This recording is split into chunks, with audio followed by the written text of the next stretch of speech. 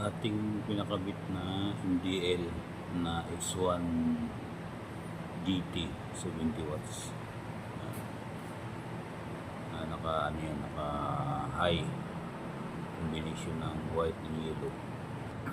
Hindi na nakamount sa ilalim. Sa ilalim ko sa pinamount. Yung mount niya mga kadyo sa ilalim.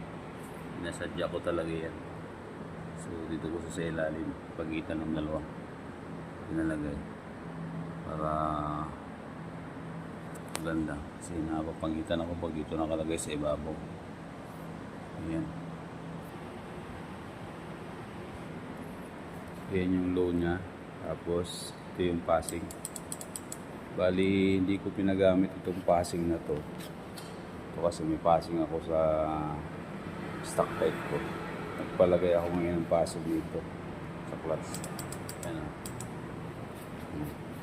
makikita nyo habang nasa clutch ang kamay mo, pwede mo siyang i-passing, pwede din sa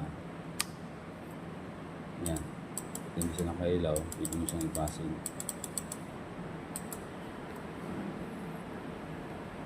May papassing mo lang siya kapag nakalubim lang. Pag naka-high na siya, hindi na. So yun, sulit lakas ng ilaw ng X1 GT 70 watts.